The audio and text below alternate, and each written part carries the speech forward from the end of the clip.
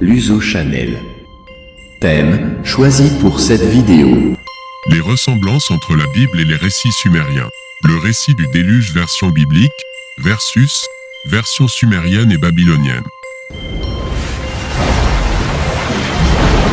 Lançons l'intro.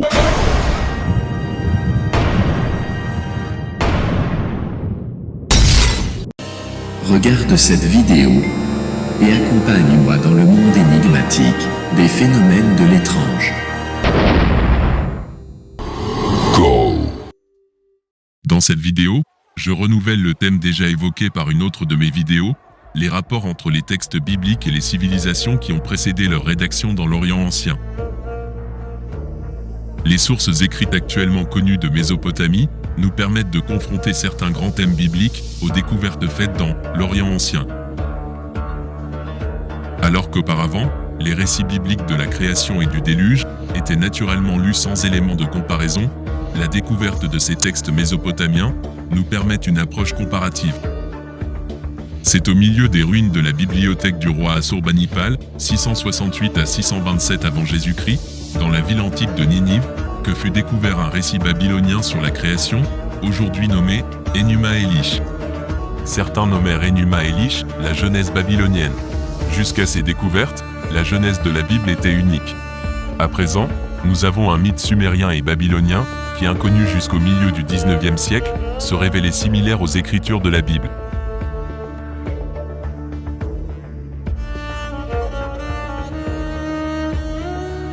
Parlons maintenant d'un autre récit très connu de la Bible, le déluge. Le récit du déluge est un mythe répandu dans un grand nombre de cultures aux quatre coins du globe. Le plus célèbre d'entre eux, celui de la Genèse, est passé à la postérité grâce à la Bible. Une découverte très importante dans la bibliothèque d'Assurbanipal est l'histoire communément appelée l'épopée d'Atrasis. Bien qu'au XIXe siècle, seuls des fragments de l'histoire aient été trouvés, une version plus complète a été trouvée en 1965, datée du XVIIe siècle avant Jésus-Christ. Œuvre rédigée en langue akkadienne qui comptait quelques 1250 vers à l'origine, et qui présente un réel effort de réflexion sur la création et sur le destin de l'homme. Voici une photo de George Smith qui a découvert et traduit la tablette du déluge en 1872.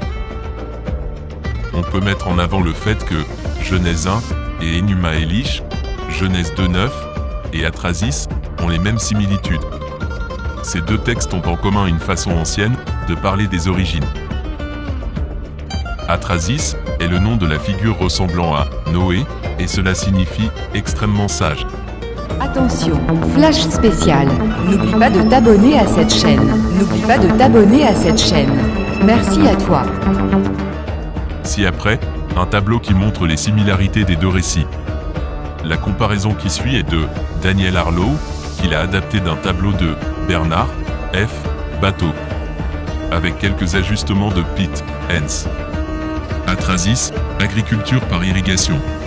Genèse, le jardin d'Éden est irrigué par l'eau. Atrasis, les dieux inférieurs, Ijiji, sont des agriculteurs. Genèse, Yahvé plante un jardin. Atrasis, les dieux supérieurs, Anunnaki, jouissent de privilèges de rang divin. Genèse, Yahvé a un jardin privé, avec des arbres spéciaux de la vie et de la sagesse. Atrasis, les premiers hommes, Lulu, sont créés comme des travailleurs pour les dieux.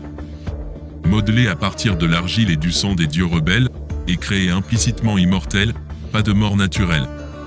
Genèse, le premier homme, Adam, a été créé pour prendre soin du jardin de Yahvé.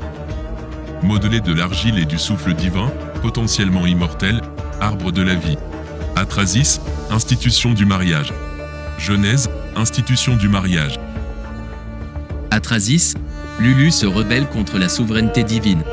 Genèse, Adam se rebelle contre Yahvé. Atrasis, Lulu est puni. Sa vie est diminuée par la peste, la soif et la famine. Genèse, Adam est puni.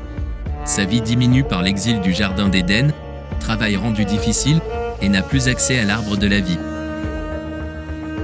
Atrasis, le dieu Enlil envoie un déluge pour faire taire le bruit des hommes et contrôler la surpopulation. Genèse, Yahvé envoie un déluge pour punir le péché de l'humanité et recréer le cosmos. Atrasis, le dieu Enlil dit à Atrasis de construire une arche pour échapper au fleuve. Genèse, Yahvé dit à Noé de construire une arche pour échapper au fleuve. Atrasis survit au déluge et offre un sacrifice. Genèse, Noé survit au déluge et offre un sacrifice. Atrasis, les dieux sentent le sacrifice et bénissent les survivants. Genèse, Yahvé sent le sacrifice et bénit la création. Atrasis, Enlil est réconcilié avec l'humanité. Genèse, Yahvé est réconcilié avec l'humanité déchue.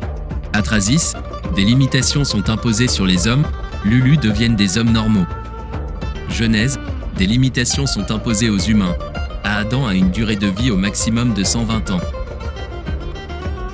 Bien sûr que l'on remarque quelques différences, mais l'existence de ces différences ne minimise pas la présence de ressemblances. L'épopée d'Atrasis et une autre histoire ancienne, appelée l'épopée de Gilgamesh, ont beaucoup en commun, ainsi qu'avec le récit biblique du déluge. L'étude comparée de l'épopée de Gilgamesh et de la Bible démontre que les scribes hébreux ont largement copié des textes sumériens, particulièrement celui du déluge.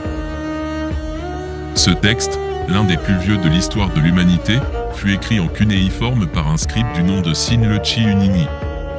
12 tablettes, datant du 7e siècle avant Jésus-Christ, furent retrouvées à Ninive. Elles racontent l'histoire du roi de la cité d'Uruk, le roi Gilgamesh, où il aurait régné vers 2650 avant Jésus-Christ. La version la plus complète est celle mise au jour à Ninive dans la bibliothèque d'Assurbanipal. Enfin, Gilgamesh est mentionné dans 2 parchemins des manuscrits de la mer Morte, datant du 1er siècle avant Jésus-Christ. L'histoire de Noé, le personnage de la Genèse, s'inspire de celle d'Atrasis dont le mythe était conté par 2 sources principales, l'épopée de Gilgamesh, sous le nom d'Utanapishtim, et l'épopée d'Atrasis. Le déluge. Cette épopée, vieille de 35 siècles, et donc de loin antérieure à la Bible, relate une très ancienne inondation catastrophique causée par des pluies diluviennes et continues, qui durèrent 7 ou 40 jours. Les fouilles archéologiques réalisées par Woolley, dans la cité mésopotamienne de Ur, entre 1926 et 1928, ont permis de dégager des sépultures royales. Les différentes couches de terre témoignent d'une gigantesque inondation, preuve que le déluge avait bien eu lieu 4000 ans avant Jésus-Christ. Pour le récit du déluge, les scribes hébreux se sont largement inspirés du texte de l'épopée de Gilgamesh. Pour faciliter la comparaison, Werner Keller a confronté sur 2 colonnes ce que raconte Utnapishtim, le Noé sumérien de l'épopée, qui a vécu le cataclysme, et le récit de Noé dans la Bible. Sur une prochaine vidéo, je mettrai en image ce tableau. J'en termine là pour cette vidéo. À bientôt. Luso Channel. Merci à vous d'avoir regardé la vidéo jusqu'au bout. Abonnez-vous à ma chaîne. Je vous remercie.